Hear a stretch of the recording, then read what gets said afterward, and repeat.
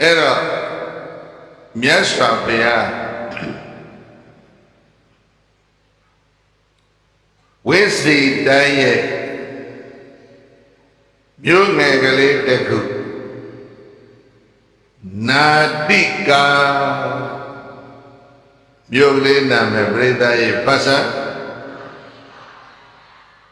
အဲ့ဒီဝိစီတိုင်းရဲ့မြို့လေးတစ်ခုနာတိကာမှာနေတော့ကအဲ့ဒီမြို့လေးရဲ့အနီးအနားမှာဝိစီတိုင်းကလေးဆွေမင်းနေသားကောင်လေးပြင်းမဲ့ပိစာချွေးမွေးထားတဲ့တော်ကြီးဂေါသိင်္ဂဆိုတဲ့အင်ဂျင်တော်ကြီးရှိအင်ဂျင်တော်ကြီးထဲမှာမထေရသုံးပါးတို့နေကြတယ်ဘုရားကနာတိကရွာကအုတ်ကျောင်းမှာနေတခြားစီအဲ့ဒါဂေါသိင်္ဂဆိုတဲ့ဆလောကလည်းပဲဂေါဆိုတာနွားပဲလေသိင်္ဂဆိုတာဂျိုပဲဂျိုရှိတဲ့နွားကြီးဂျိုနှချောင်းထောင်းနေသလိုမြေကြီးတွေကအိမ်ကြီးကတပင်နဲ့ပေါက်ပြီးတော့ပေါ်ကြမှာအခွနှစ်ခွဖြစ်ပြီးနွားဂျိုကြီးတို့ထောင်သွားလို့အဲ့ဒီအိမ်ကြီးပင်ကိုဂေါသိင်္ဂအိမ်ကြီးပင်နွားဂျိုနဲ့တူတဲ့အိမ်ကြီးပင်ကိုခေါ်လိုက်ဟိဘာခေါ်လဲဂေါသိင်္ဂအိမ်ကြီးပင်အလုံးချင်းချင်းခေါ်ပြန်ခေါ်အိပ်ပြောနေတာလို့နှုတ်ကြည့်ဂေါသိင်္ဂအင်ကျင်းပဲခေါ်လိုက်အောင်အဲ့ဒီအင်ကျင်းပင်ကြီးရှိတဲ့တောကိုဥယျာဉ်ကြီးကိုဂေါသိင်္ဂဥယျာဉ်လို့ခေါ်တယ်တော်လုံးအင်ကျင်းပင်ကြီးအဲ့ဒီအင်ကျင်းတော်ထဲမှာအနုရုဒ္ဓရဲ့အရှင်နန္ဒီယရဲ့အရှင်ကိဗိလရဲ့မထေရသုံးပါးနေကြတယ်ဘသူရဲ့လဲမေ့ပါပြီဘုရားစရုံရှိသေးတယ်အရှင်နုရုဒ္ဓရဲ့အရှင်နန္ဒီယရဲ့အရှင်ကိဗိလရဲ့ပရိသတ်ရဲ့ဘယ်နှပါလဲဘသူတွေအရှင်နုရုဒ္ဓရဲ့အရှင်နန္ဒီယရဲ့အရှင်ကိဗိလရဲ့မထေရသုံးပါးတို့ဂေါသိင်္ဂအင်ကျင်းတော်မှနေကြတယ်အဲ့ဒါကြောင့်ဧကံသမယငါတပန်းမှာဘဂဝါဘုံတော်၆ပါးသခင်ဘုရားရှင်ကိုရောမြတ်ကဝိစီသောဝိစီတိုင်းတို့၌နာတိကယံနာတိကဆိုတဲ့မြို့ငယ်ကလေးမှာမြို့လေးကရွာကြီးလောက်ပဲရှိအဲ့ဒါကြောင့်နာတိကရွာလို့လည်းဆိုလို့ရတယ်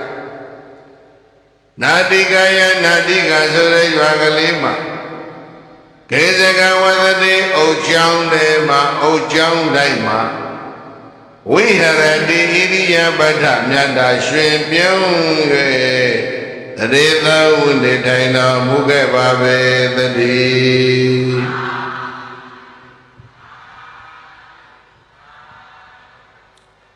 အထာဂတောကမ္မအာယတမသနန္တိယောရှင်နံအာယတမသအနုရုဒ္ဓောရှင်အနုရုဒ္ဓမတေသူမြတ်သည်၎င်းနောက်တစ်ပါးကအာယတမသနန္တိယောရှင်နန္တိယမတေသူမြတ်သည်၎င်းနောက်တစ်ပါးကအာယတမသကိမိလောရှင်ကိမိလမတေသူမြတ်သည်၎င်းတိကဘသူတဲ့လဲအနုရုဒ္ဓနှစ်ကနန္ဒီယရဲ့သုံးကအဲဒီတော့တရားထေရမတေကြီးသုံးပါးတို့သည်ဂေါသိင်္ဂသလဝနေမိဂရာယီသာကောင်တွေကိုဘိမဲ့ပိစာကျွေးပွေးထားတဲ့ဂေါသိင်္ဂအင်ဂျင်တော်မှာဝိဟရဏိဣရိယာပဋ္ဌမြတ်တာရွှင်ပြုံးငါတရေသုံးနေထိုင်တော်မူကြလေကုန်သတည်း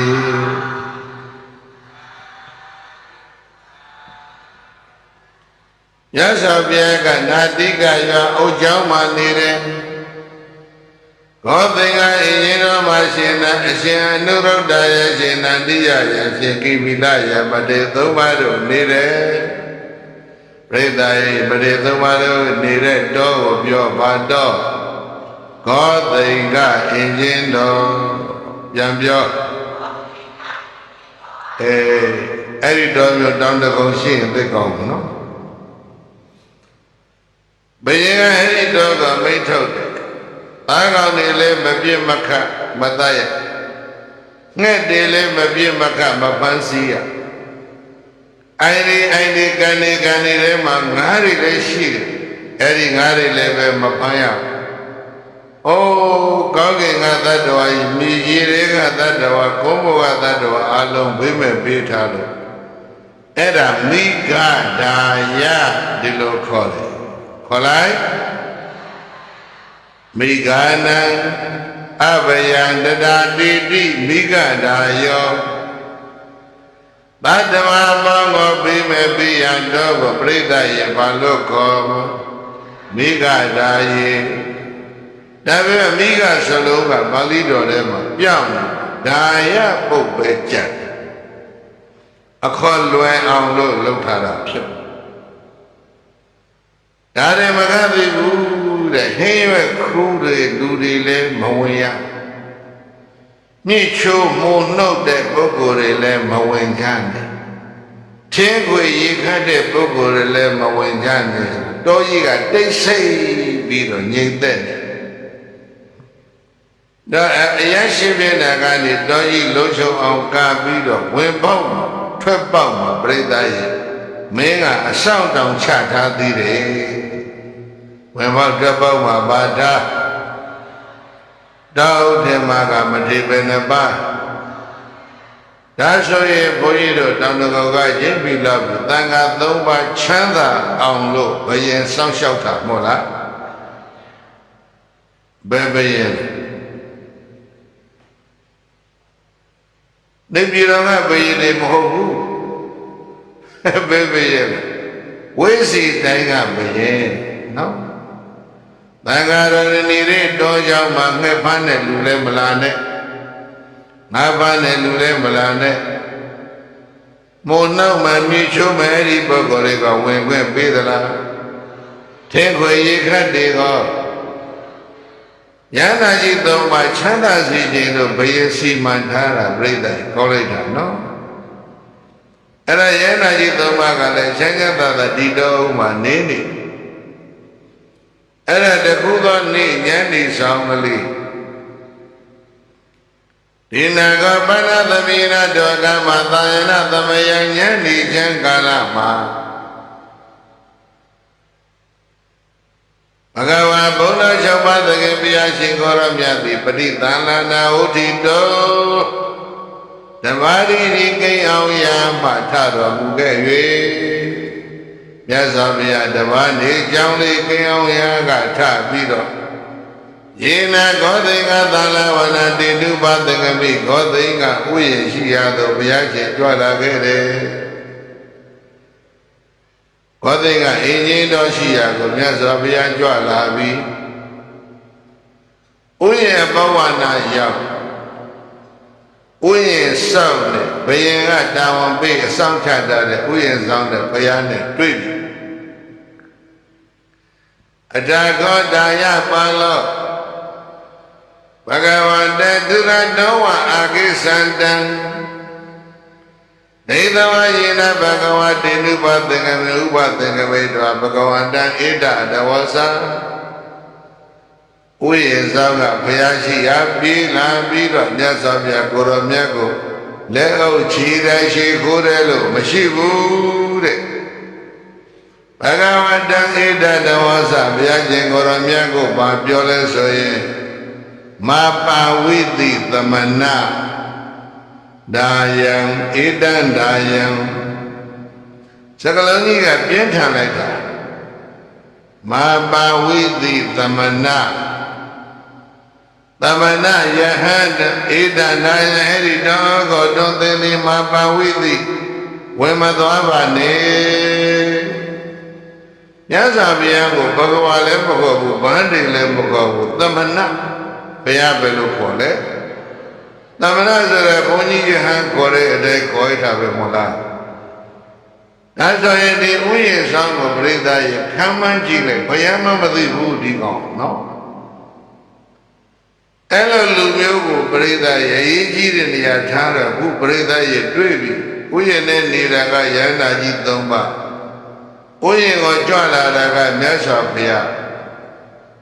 မြတ်စွာဘုရားကဥယျာဉ်စွာကမာပဝိသိဣတန္တာယံသမဏဩရှင်ဟံအဲ့ဒီဥယျာဉ်နဲ့ဝင်မသွားပါနဲ့ဥယျာဉ်စွာကဘုရားရှင်ကိုရမြတ်ကိုဘာလုပ်နေလဲဓာမြင့်နေတယ်အဲ့တော့ဘုရားမသိဘူးလို့ဆိုရင်လည်းပဲဘုန်းကြီးတို့စာဖတ်ပြီးတွေးကြည့်ရပေါ့လေတွေးလို့ရတယ်သမဏဆိုတဲ့ဩဝါဒကိုထောက်ရှင်းပြီးဘုရားမသိလို့ခေါ်တယ်ရောသေးတဲ့စကားလုံးမဟုတ်ဘူးပြိဿနာဒိဗေတခုကတော့ဘာတွေးလို့ရလဲလို့ဆိုတော့ဘယင်ကအမိတ်ပိဋကယန္နာကြီးသုံးပါးနေတဲ့တော်တဲ့ကိုဘယ်သူမှဝင်ခွင့်မပေးနဲ့ကွာဒီအမိတ်သူ့မှာရှိလိမ့်မယ်နော်ဘယ်သူမှဝင်ခွင့်မပေးနဲ့ဆိုတော့ဘုရားတော်ဝင်ခွင့်မပေးတော့ဘူးဒီလိုဖြစ်မသွားဘူးလားအဲ့ဒါအမိတ်ကိုကြည်ပြစွာထမ်းရွက်တဲ့ဝန်တန်းတယောက်ဆိုပြီးတော့ချီးပေးချီးကျူးမလားမြတ်စွာဘုရားတောင်မှဘုရားမသိတဲ့ကောင်ဆိုပြီးတော့ကဲရမလားတကောင်ကကြိုက်တာလို့ကြိုက်တာလို့ဟောလားကဲတယ်လို့ဆုံးပြဘုန်းကြီးကတွေးခေါ်ဖို့အဲ့ဒါပြောထားခဲ့တွေးလို့ရစာဖတ်ပြီးဘုန်းကြီးကဒီလိုတွေးတာဟုတ်ဧတန္တာယဣတောကောတောသေသည်မပါဝိသိဝေမသွားပါနဲ့လို့ဘဂဝန္တာဘုရားရှင်ကိုယ်တော်မြတ်ကဩဇာသူပြောတယ်အဲ့တော့ဥယျာဉ်ပေါင်းမှာဘုရားနဲ့ဥယျာဉ်ဆောင်တဲ့ပြိဿရဲ့အခြေချဖြစ်နေပြီလို့ဆိုကြပါစို့နော်ငါတပည့်တွေနေတဲ့တုံးပါကွာဝင်မရစေလို့ဘုရားကပြောတယ်လို့ထားဘယံမိတ်ထုတ်ထားတဲ့ဘယ်သူမှမဝင်ရဘူးဘုရားလည်းမဝင်နဲ့ပေါ့ဒီလိုကြီးဖြစ်မနေဘူးလားဗုဒ္ဓဘာသာဝန်ထမ်းတရားဟောမဟုတ်ရဲ့လားလို့တွေးเสียရှိတယ်တွေးလို့မရဘူးလားတွေးတာတွေးကိုယ်ကလည်းတွေးဖို့လမ်းကြောင်းပေးထားတာသာမန်ဝန်ထမ်းခန့်ညံ့လူတယောက်ဒီလိုနေရာထားဘယင်ဘက်ကလည်းပဲဝန်ထမ်းကိုစနစ်တကျ training ပေးသင်တန်းပေးရွေးချယ်ပြီးတော့သင်တန်းနေတဲ့စနစ်တကျသင်ချပို့ချတဲ့ဝန်ထမ်းမျိုးထားတာမဟုတ်ဘူးလို့ဘယင်ဘက်ကိုလည်းပဲတွေးလို့မရဘူးလားတွေးတာတွေးအရှင်တွေကတော့အဲ့လိုဖြစ်နေပြီဘုရားဝင်ခွင့်မရဘူးမတ္တကြီးအပေါ့ဝရက်အဲ့လိုအခြေချရင်းကုန်နေတာကိုအနုရုဒ္ဓမထေရကြားသွားတယ်ဒေသယေဘသူကြားအနုရုဒ္ဓမထေရကခတ်တုတ်တုတ်ကလေးပြေးလာပြီးတော့အဲ့ဒီဥယျာဉ်စားကိုလှမ်းပြောတယ်မဘဂဝန္တံဝါရိသိတာယပါဠဟဲ့ဥယျာဉ်သာဘုရားရှင်ကိုရမြတ်ကိုသင်မတားပါနဲ့တတ္တနာဘဂဝါအမကံအာကိစ္စတိတို့မြတ်ရဲ့ဆရာတို့ထံကိုလာနေတာဒိဋ္ဌိတို့ဆရာတို့စီလာရမင်းမတားပါနဲ့ဘယ်သူပြောအနုရုဒ္ဓကဝင်ပြောတယ်တို့ဆရာတို့ရှိတာကွာကောင်မင်းတားမနေနဲ့လို့ဆိုလိုက်ဩဒါဆိုရင်အတဲနေတဲ့ကိုတော်တွေခွင့်ပြုရင်ငါဖွင့်ပေးမယ်အဲ့ဒီမှာတကားဖွင့်လို့ဘုရားဝင်ခွင့်ရတယ်ဗျာဘုရားတော်အတ္တခံရတဲ့တက္ကသမှာအဲ့ဒီမှာရှိတယ်ဗမာနိုင်ငံမှာမရှိပါစေနဲ့လို့ဆုတောင်းရမယ်ထင်တယ်အဲ့ဒါမျိုးလေးတော်ဉာဏ်ဖြစ်နေနော်အသိအဲ့တော့မြတ်စွာဘုရားဝင်သွားတယ်အနုရုဒ္ဓမထေရကြီးကဘုရားဝင်ကြွလာတဲ့ကြည်သိပြီးတော့ဘုရားစိတ်ပြီးမလာသေးပဲနဲ့ဥယျာဉ်လေးပြန်သွားဥယျာဉ်ထဲမှာနှစ်ပါးရှိနေတယ်မို့လားနန္ဒီယရဲ့ကိမိလရှင်ဘုရားနန္ဒီယနဲ့ကိမိလတို့ရှင်ဘုရားတို့ပဋ္ဌာနောဘဂဝါအာမကံဩယာနံအာကိစ္စတိ တို့များရဲ့ဆရာမြတ်စွာဘုရားတို့များဥယျာဉ်ကိုကြွလာတဲ့ဘုရားကြိုကြရအောင်အနုရုဒ္ဓသူအရင်ဆုံးတွေ့တာသူအရင်ထွက်ပြီးတော့မကြိုဘဲနဲ့မသိသေးနှစ်ပါးကိုပြိဿရဲ့လှမ်းခေါ်တယ်မဟုတ်လားအဲ့ဒါညီညွတ်ရေးနော်ငါရင်တွေ့တာငါရင်ကြိုပြလိုက်မယ်ဆိုရင်ဟိုနှစ်ပါးစိတ်ပြိဿရဲ့စိတ်ငြိမ်းစရာဖြစ်မသွားဘူးလားအဲ့ဒါကြည့်လို့ကြာညီညွတ်ရေးဆိုတာဒီကစားအရေးပါဩဃာတလေးအုပ်စုကကွဲတဲ့ဘုန်းကြီးကရုပ်တရက်ဒါလေးကတော့ငါဟောရင်ကောင်းမယ်ဆိုပြီးပြောင်းသွားတာဒီနေရာမှာပဲတရားသိရင်ရပြီပြန်လို့လည်းရကျန်တဲ့နှစ်ပါးမကြိုလဲရရင်စိတ်ကောင်းပါမလားအဲ့ဒါကြောင့်နုရောဓကနန္ဒီယနဲ့ကိပိလာတို့ကြွကြွမြတ်စွာဘုရားလာတဲ့ကြိုကြရအောင်ဘုရားကိုသုံးပါးတညီတဲ့ထွက်ကြိုတယ်အဲ့တော့သုံးပါးလုံးတညီတဲ့ဘုရားရှင်ကိုရောမြတ်ကိုတွေ့ကြတဲ့အခါမှာဧကောပတ္တဇီဝရံပဋိက္ခဟိတိတပါးကဘုရားရှင်ပခုံးကသပိတ်နဲ့သင်္ကန်းကိုလှမ်းပြီးတော့ယူတယ်ဧကပါဏိယံဥပထာပေတိတပါးကတောက်ရည်သုံးရည်တည်ထားလိုက်တယ်ဧကာသနာပိညပေတိတပါးကတော့နေရာခင်းတယ်ကောင်းလိုက်တာပြိဿသုံးပါးအညီညွတ်ဘုရားရှင်ကိုရောမြတ်ကိုပြုစုခွင့်မရဘူးလားရတယ်တယောက်ကသပိတ်နဲ့သင်္ကန်းကိုလှမ်းယူတယ်တယောက်ကနေရာခင်းပဲတယောက်ကဘာလုပ်လဲတောက်ရည်သုံးရည်ပြင်ထားလိုက်တယ်အရဂောတကဘဂဝါဘုရားရှင်ကိုရောမြတ်သည်ပညာတိခင်းပေးထားတဲ့အာသရေနေရာမှာနေသည်ဒီဣရိယာပထမြတ်တာရွှေပြုံး၍တည်သံနေတိုင်းတော်မူခဲ့ပါပေသတည်း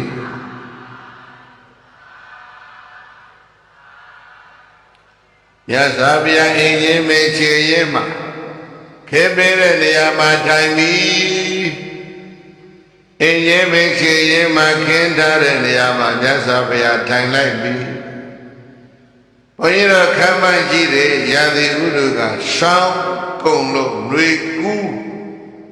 တဘောတဲ့လိုက်ပြီးကြော်တပေါင်းလာစမ်းနဲ့တူးတဲ့အင်းတော်ကြီးမှာအရွက်တွေအကုန်လုံးကျွေးနေပြီပြိဿရဲ့အင်းတော်ဘာတွေဖြစ်နေလဲ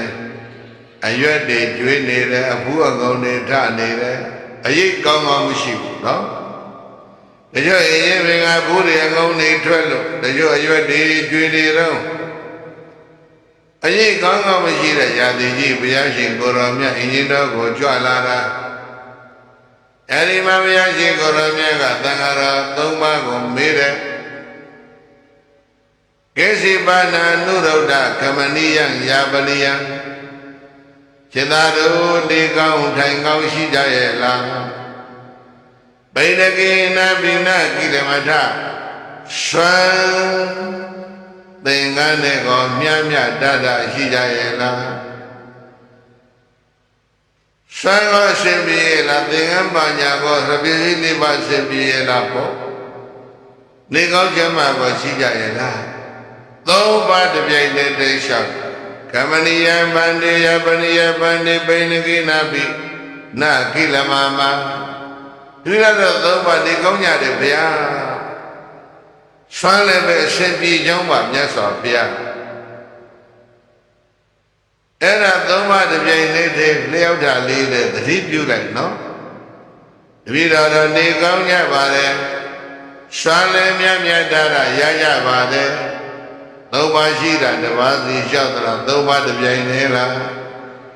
အေးတောင်တကုံကဩကာသလို့မဟုတ်ဘူးနော်စင်ပြေတာအဲ့ဒါကြောင့်ညှိထားဘုန်းကြီးတို့ပြိဿဩကာသမူကွဲတွေအတတ်နိုင်ဆုံးလျှောက်မူတူအောင်ဆိုပြီးတော့ညှိအောင်တာယနာပြောပွဲဖြစ်ဖို့အရေးကြီးပြီးတော့ပြီးဆုံးတာလည်းတပြိုင်တည်းဖြစ်ဖို့အရေးကြီးတချို့လေဒီကြီးတွေကလေးရှိပြီးတော့မိဘတွေရောဘိုးဘွားတွေရောသာသမီတွေရောမြင့်မြင့်တွေရောဆူတောင်းနေနောက်ကနေထည့်နေသေးတယ်တခါတည်းအဲ့ဒီလိုလေပြိဿကြီးမလုံးနဲ့သုံးပါးတပြိုင်တည်းရှောက်လိုက် စားကောင်းလည်းမြတယ်နေလို့လည်းကောင်းပြီးတော့ဗမြတ်စွာဘုရားကမေခွန်းထုတ်ကေစီပဏအနုရုဒ္ဓကေစီပဏတုံမေနုရုဒ္ဓသမေကသမောဓမာနအဝိဝဒမာနခိရောတကိဗုဒ္ဓအညမိညာပိယသက္ကိုဤသဗ္ဗတန္တာဝိဟရဓာတိအနုရုဒ္ဓခြေသအနုရုဒ္ဓနဲ့နန္ဒီယကိမိလတို့ကိစီပါဏငါဘုရားရှင်ကိုရောမြတ်မေးခြင်းနဲ့တောင်းမေသိဏတော်တွေသည်ဣမသမေဂောသိင်္ဂသာလဝတိဟောဒီဂောသိင်္ဂအင်းကြီးတော်ထဲမှာသမေကဝိဟရထညီညီညွတ်ညွတ်နေနိုင်ကြရဲ့လားပြိဿရဲ့မေဃောကပါတယ်လေညီညီညွတ်ညွတ်နဲ့နေနိုင်ကြရဲ့လားဘုရားမေးပြီးနေတာကဘယ်နှပါဒီနေ့ဗမာနိုင်ငံဘုရားကြွလာအဲ့ဒါမျိုးမေးရင်မဲလို့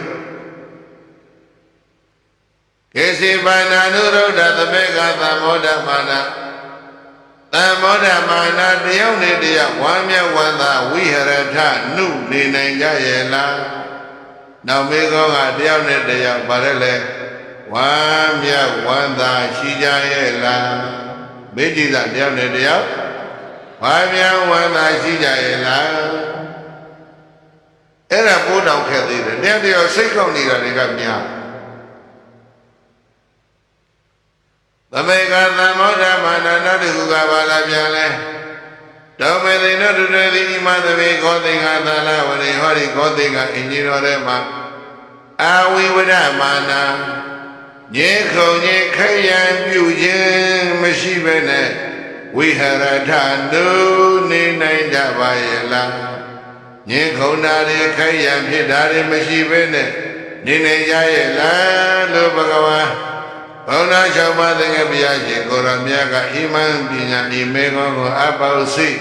သိလို့ရည်နဲ့မေးလို့မြန်တော်မူခဲ့ပါပေသတည်း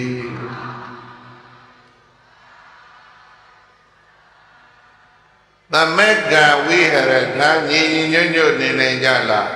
သမောဓမာနာဝိဟရထဝါမြောက်ဝမ်းသာရှိကြရဲ့လားအာဝိဝဒမာနာဝိဟရတမြဲကုန်ခြင်းရံဖြစ်ခြင်းမရှိဘဲနဲ့နေနိုင်ကြရဲ့လား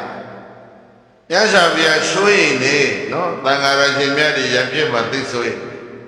မညီမညွတ်ဖြစ်မှဆိုရင်တော့မလို့ဒီမေကောမေးဒါပေမဲ့သာသနာ2500ခရီးကိုဘုန်းကြီးတို့ပြိဿပြန်ကြည့်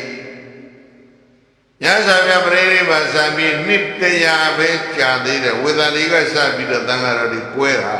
ဒီနေ့ထိရိသကြီးသိထားတာကြည့်လိုက်နော်သေရဝါဒဂိုင်း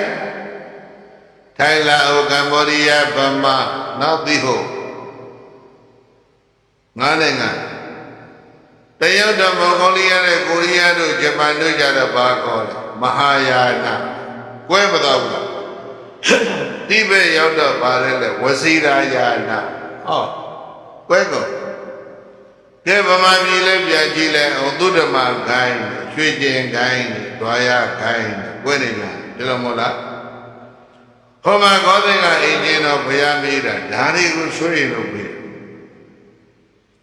သမေကသမောဓမနာအဝိဝဒမာနရှတ္တုဒ္ဓမေကောကပိုးတောင်ပရိသတ်ရဲ့စိတ်ထဲမှာနော်အိုဒီကိစ္စခိရောတကိဗုဒ္ဓဝိဟရထာခိရောတကိဗုဒ္ဓနုနဲ့ရေနဲ့နှုတ်ရောကြည့်လိုက်နွားတို့အိုတိုင်းကိုနွားတို့ခွက်တဲ့ကိုရေထက်ရေခွက်တဲ့နွားတို့ထက်အဲ့ဒီရေနဲ့နှုတ်ရောထားတာကိုပြန်ခွဲရင်ရေတခြားနှုတ်တခြားရသေးလားညတော့နော်နဲ့ရောသလိုကွာတန်ဃာတော်တွေရောနော်ညီညီညွတ်ညွတ်နေနိုင်ကြရဲ့လားဒါမေးတာပေါ့လားအဲ့ဒါခက်ဆုံးခေရတကိဗုဒ္ဓဝိဟရတာနှုတ်တဲ့ရေရောသလိုရောနော်ချစ်ချစ်ခင်ခင်ရင်းနီးနေနိုင်ကြရဲ့လားအင်းညမင်းညာလာသေးတယ် ပိယစေကိုဤတမ္ပတန္တာဝိဟရထာပရိသတ်ရဲ့အညမင်းညာအချင်းချင်းတပါးနဲ့တပါးပိယစေကိုဤချစ်ခင်သောမျက်လုံးတို့ဖြင့်ဗာမျက်လုံး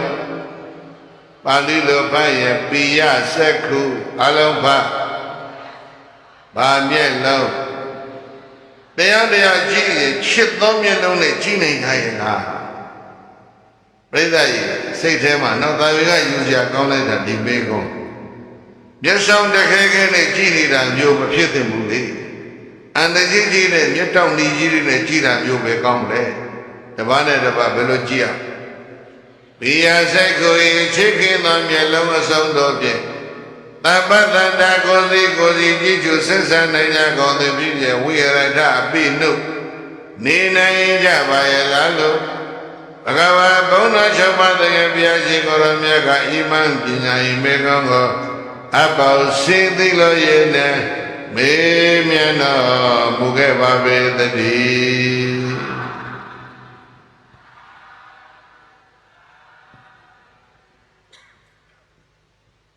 အဲ့တော့ရှင်နုရတကအကြီးဆုံးနဲ့တူတယ်။ဘောင်းဆောင်ပြီးတော့သူစဖြေတေကမယံပန္တိဣမသမေခောသိခသလဝနိသမေကသမောဒမာနအဝိဝဒမာန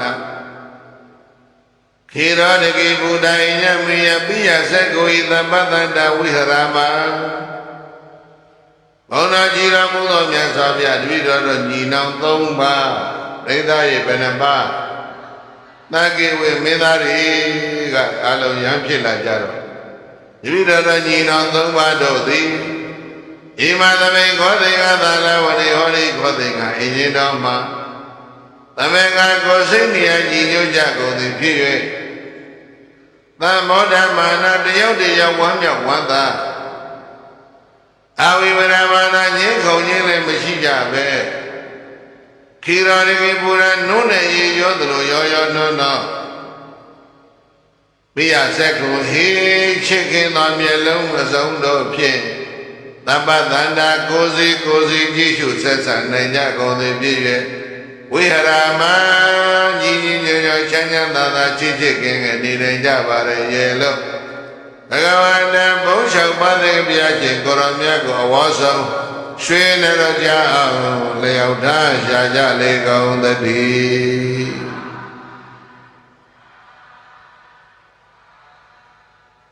ဧသာယေဘသူလျှောက်တယ်အနုရုဒ္ဓကပြန်လျှောက်တယ်ချစ်ခင်ကြီးညွတ်နုနဲ့ရင်းနဲ့ရောသလိုရောနောညေခေါင်းညေခိုင်ရခြင်းမရှိပဲနဲ့ချစ်သောမျက်လုံးနဲ့ကြည့်ပြီးတော့တပည့်တော်ညီတော်၃ပါးနေကြတယ်ဘုရားဘသူလျှောက်တာအရှင်နန္ဒီယမေးတော့လည်းပဲဒီတိုင်းပဲလျှောက်တယ်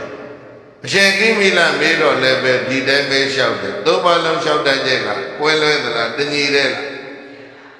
ပြည်တော်စုမြန်မာနိုင်ငံတော်မှာဒီလိုဘုန်းကြီးတို့ဖြစ်ရင်ဘလောက်ကောင်းလိုက်မလဲလို့နော်နာမည်ကတော့တေလ Union of the Myanmar ညီညွတ်သောမြန်မာနိုင်ငံတော်လို့ပြောတယ်ခုတကွဲဗျာအစစ်မော်မော်ကြီးပဲအဲ့တော့ဂောသိကအင်းကြီးဝိဟိဒီမှာမထေသုံးပါးနေသလိုနေချဖို့ရဘုန်းကြီးကစိတ်ထဲမှာအိုးဇာတတွေပြပြလို့ဒါပြောပြတယ်အဲ့တော့မြတ်စွာဘုရားဆက်မေးယတာကတံပနာတုံမေဣမသမေခောသိင်္ဂသလဝတိသမေကံဝိဟရတသမောဓမာနဝိဟရတအဝိဝဒမာနဝိဟရတကိရောတကိဘုဒ္ဓဝိဟရတအညမေညပိယစေကိုဤသမ္ပတန္တဝိဟရတမင်းတို့ချစ်ခင်ညီညွတ်စွာနှုတ်နဲ့ရည်ရောသလိုရောပြီးတော့ငြင်းခုန်ခြင်းမရှိဘဲနဲ့ဝမ်းမြောက်ဝမ်းသာချစ်ခင်ညီညွတ်နေရဆိုတာတော့ပြောပြီဘယ်လိုနေသလဲချစ်ခင်အောင်ညီညွတ်အောင်ယဉ်နီးအောင်နှုတ်နဲ့ရည်ရောသလိုရောနောပြည့်နေဖို့နေနည်းလေးပြောစမ်းအဲ့ဒီမှာစနစ်ကိုပြောတယ်ဗျာဒသမေရှံပါတိဧဝံဟောတိအနုရုဒ္ဓစပြောမယ်တပည့်တော်ရဲ့စိတ်ထဲခံယူချက်ရှိတာလေးလျှောက်ပြရစီဗျာ ရှောက်ွယ်လို့ဆိုတော့ဣမေတုအာယသမန္တိတုဣမသမိန်ခောသိင္ကသာလဝနေလာဘဝတ္တနောသုလတ္တံဝတ္တနောတိသမေကသံမောဒဘာနာအဝိဝဒမာနဝိဟရမ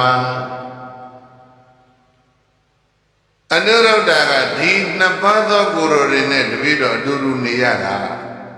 နန္ဒီယနဲ့ကိမိလကိုညွှန်းတယ်နော်ရှင်နန္ဒီယတို့လိုရှင်ကိမိလတို့လိုကိုယ်တော်တွေနဲ့ဒီတော့မှနှစ်ပါးတည်းအတူနေရတပည့်တော်ကပေါင်းရင်တော့သုံးပါးပေါ့စိတ်ထဲမှာလေ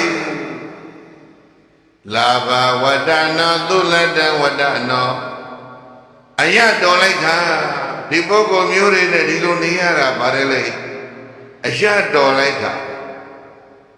ပြောဖို့ပြိဿရဲ့နားလေရလား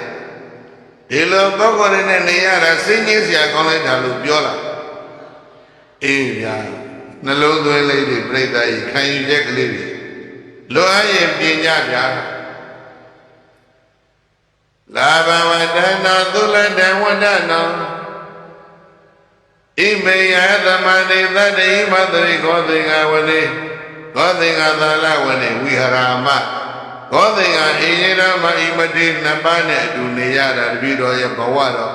အယတော်တယ်ကံကောင်းလို့ဒီလိုပုဂ္ဂိုလ်မျိုးတွေနဲ့အတူနေရတာရဲ့လို့သူလျှောက်တာ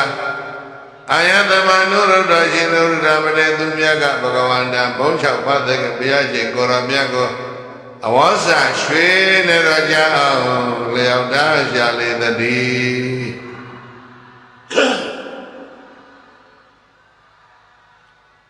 စလုံးလေးနှလုံးမှတ်သွားလာဘဝတ္တရော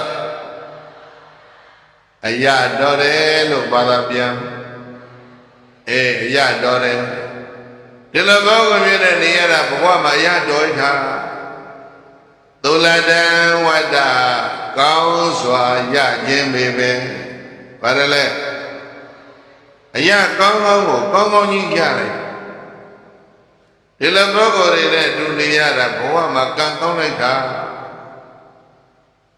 တခါတခါကျတော့ဘုန်းကြီးတို့ကြားတယ်ဒီကောင်းနေတဲ့တူနေရတာပါစိမ့်ငင်းလိုက်တာဆိုတဲ့အတန်ပဲခဏခဏကြားဒီလိုတွေနဲ့လက်တွဲရတာစိတ်ကြီးเสียကောင်းလိုက်တာဒီလိုပဲနေတိုင်းလောက်နေကြားနေရဟုတ်တယ်မဟုတ်လားခုဒီမှာကတော့သုံးပါးတဲ့ပြိဿရဲ့အတူနေရတာကံကောင်းလိုက်တာဒီလိုမဟုတ်လားခွဲကိုမခွဲနိုင်ကြဘူးဒီလိုဖြစ်နေတာကိုယ်ကတော့တကယ်ခွဲပြမှကောင်းမယ်လို့စိတ်ပေါက်နေတဲ့လူကအများကြီးအဲ့တော့ Union of Myanmar ရဲ့အဓိပ္ပာယ်ကဘယ်လိုလုပ်ရအဲ့ဒါတစ်ချက်အရတော်တယ်ခံကောင်းတယ်လို့နှလုံးသွင်းဒီလိုပုဂ္ဂိုလ်တွေနဲ့တူနေရတယ်နောက်ဒုတိယဘာပြောလဲဆိုဣမေတုအယသမန္တေတုအာဝိစေဝရဟောစမေတ္တံကာယကမ္မပိစုပတ္တပေမမေတ္တံဝစီကမ္မမေတ္တမနောကမ္မပိစုပတ္တပေမဘာနိဘဂဝါဘုံတော်ကြည်တော်မူသောမြတ်စွာဘုရားဣမေတုအယသမန္တေတုဤပုဂ္ဂိုလ်ချင်းချင်းတို့ရဲ့အပေါ်မှာ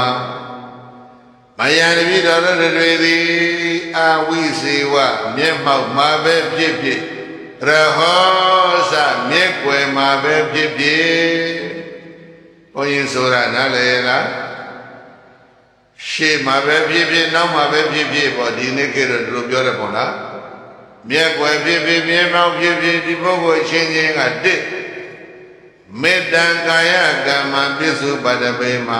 မေတ္တာကာယကံကိုထားကြတယ်ဗျာဘာလဲ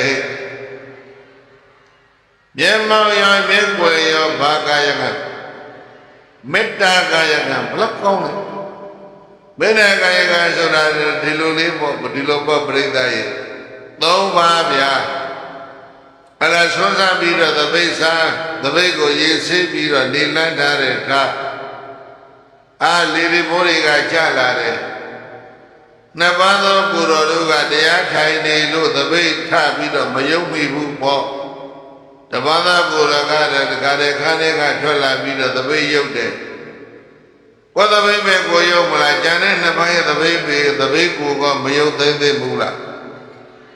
အဲ့ဒါမေတ္တာကာယကံခေါ်တယ်မျက်ကွယ်မှာနော်ရဲမောင်နေရောက်တွေ့လိုက်ရင်တော့ချောနေတာမျက်ကွယ်ကြရင်ဘာမှကြည့်မဆိုင်တဲ့လူတွေကလည်းအများကြီးဟုတ်ကြ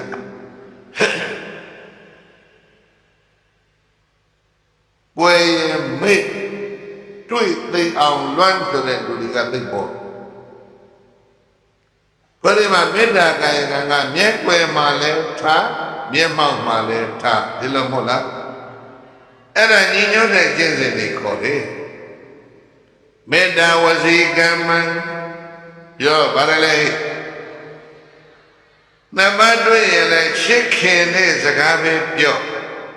မျက်မှောက်နှစ်ပါးမျက်နှာချင်းသာကိုယ်ရကြတော့မှတင်းပြောတာမျိုးမလုပ်နဲ့နော်မျက်ကွယ်မှာလည်းပဲ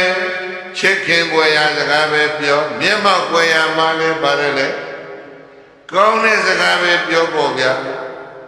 နေရာတွေ့လိုက်ရင်တော့ချောနေတာပဲပြန်ရည်စံစကားတွေပြောပွေရကြတော့ကြောကုန်းသားကွာစား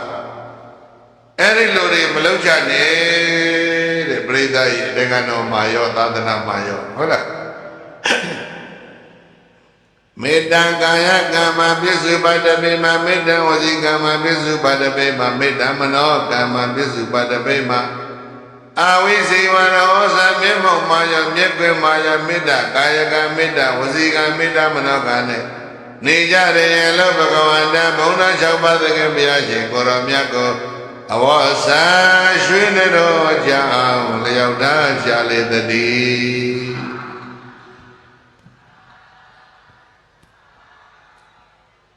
ဧသာယေနောက်တကနုရုဒ္ဓကရှောက်လေကုန်မယ်အာနိဘဂဝါဘုံတော်ကြည်တော်မူသောမြတ်စွာဘုရားမယတပိတော်တို့သာကေဝေမင်းသားညီရကိုသုံးပါးတို့သည်ဣမသမေခောသိင္ကသာလဝနေခောသိကအင်းကြီးဥယျာဉ်ကြီးကအကျယ်ကြီးနော်တချို့တိုက်ခန်းလေးတစ်ခန်းထဲမှာအလဲကောင်စုကျွအလဲကောင်မှာကြိုးတန်းပြီးတော့ဟိုဘက်နဲ့ဒီဘက်မတက်ကြတချို့တိုက်ခန်းမှာပေါ်ကန်းနဲ့အောက်ခန်းနဲ့မတက်ကြတချို့ကလည်းတစ်ချောင်းထဲမှာဘုန်းကြီးနှစ်ပါးမတက်ကြဘူးအလဲကောင်ကျိုးနဲ့တားပြီးတော့မင်းငါပဲမလားငါလည်းပဲမလားဒီလိုနေကြအနေထိုင်တော့တော်တော်ချက်မှာပြီနော်အဲ့ဒါဒီမှာနောက်တတိယငြိမ်းငြိမ်းချမ်းချမ်းညီညီညွတ်ညွတ်နေတဲ့အကြောင်းဘာနေဘဂဝါဘုံတော်ကြည်တော်မူသောအိုမြတ်စွာဘုရားမယတပိတော်တို့ညီနောင်၃ပါးညီနောင်ဘသူအနုရုဒ္ဓရဲ့အရှင်နန္ဒီယရဲ့အရှင်ကိမိလရဲ့ဒီတော်တို့ညီနောင်၃ပါးဣမသမေခောသိကသာလဝနေဟောဒီခောသိကအင်းကြီးတော်မှာ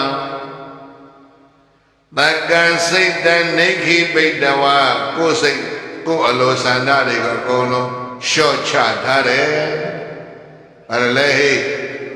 ကိုယ်စိတ်ကိုယ်အလိုဆန္ဒတွေအကုန်လုံးကိုဘာဖြစ်တာစပွဲထိုင်စီးဝေးလိုက်တာနဲ့ကိုယ်အလိုဆန္ဒရှေ့တန်းတင်းလာရင်အဲ့ဒီစီးဝေးပွဲမအောင်မြင်ဟုတ်လားတက္ကစိတ်တနိခိပိတဝါကိုယ်စိတ်နဲ့ကိုယ်အလိုဆန္ဒကိုပါတယ်လေရှော့ထားသူတော်ရဲ့အလိုဆန္ဒကိုလိုက်လျော့ဓမ္မအစည်းအဝေးတွေပါဒီအောင်မြင်မှာမဟုတ်လားငါမငါဥစ္စာမမှန်တယ်ဆိုတင်းထားရင်အဲ့ဒီစည်းဝေးမအောင်မြင်တက္ကစိတ်တနိခိပိတဝါကိုယ်စိတ်နဲ့ကိုယ်ဆန္ဒတွေကိုရှော့ချတာပြီးတော့မှဣမိသယေဝသမတနာစိတ်တတဝသေနဤအရှင်နှစ်ပါးရဲ့စိတ်အလိုဆန္ဒအတိုင်းဝိဟရာမတပိတော်တို့နေကြတယ်ဗျာအနုရုဒ္ဓကသူစိတ်ဆန္ဒကိုလျှော့ထားဘသူအလိုတိုင်းနေလဲတန်ဒီယနဲ့ခိမိလာအလိုချနေတယ်သုံးပါးတခါတည်းလှည့်လိုက်ကြရှင်နရိယကလည်းသူစိတ်ဆန္ဒကိုလျှော့ထားအနုရုဒ္ဓနဲ့ခိမိလာရဲ့အလိုချနေတယ်ခိမိလာကလည်းသူစိတ်ဆန္ဒကိုလျှော့ထားဘသူအလိုချနေရအနုရုဒ္ဓနဲ့နန္ဒီယအလိုချနေတယ်သုံးပါးတစ်ပတ်လေးသွားရောမြင်ရလား သုံးပါးလုံးကိုယ်စိတ်ကိုယ်ဆန္ဒတွေကိုလျှော့ပြီးသားဖြစ်မနေဘူးလားသုံးပါးလုံးလည်းအလိုပြည့်မနေဘူးလားအေးတက္ကစိတ်တနေခိပိတဝဣမိတယေဝသမတနာစိတ်တသဝသေနဝတ္တမိအတုနေအရှင်မြတ်တို့ရဲ့စိတ်လိုဆန္ဒအတိုင်းလိုက်ပြီးတော့တပည့်တော်တို့အင်ဂျင်တော်ကြီးနေကြတယ်ဗျာလို့အသမနုရုဒ္ဓရှင်နုရုဒ္ဓမတေသူမြတ်ကဘဂဝန္တဘုံ၆ပါးတကဘုရားရှင်ကိုရောမြတ်ကိုအဝါစာရွှေနရကြောင့်လျောက်တာရှာလေတည်း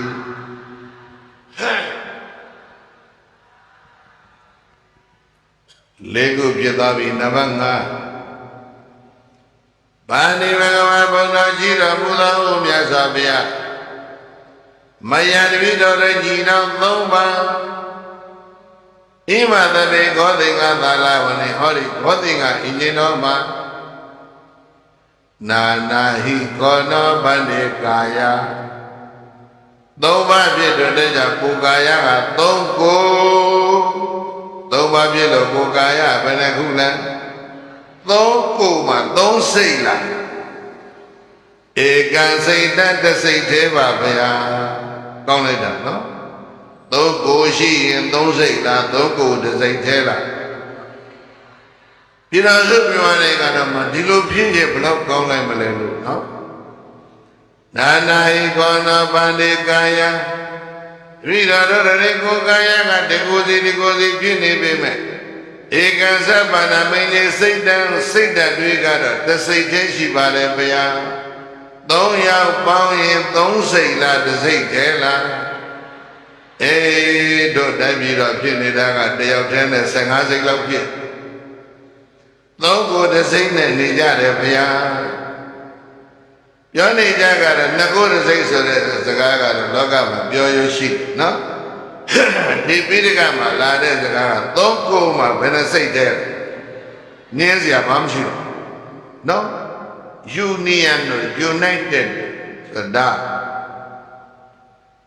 နာနာဤကောနောဗန္တိကာယဧကသဗ္ဗနမိနေစိတ်တံ3ကိုမှတစိတ်တည်းနဲ့နေကြတယ်ဘုရားလို့ဘဂဝန္တဘုံတော်6ပါးတကယ်ဘုရားရှင်ကိုရောမြတ်ကို3ပါးလုံးပေါင်းလျှောက်တယ်လို့ထားလိုက်အဝါဆောင်3ပါးလုံးကရွှေတော်ကြအောင်လျောက်ထားသရဥတင်လိုက်ကြလေကုန်သတည်း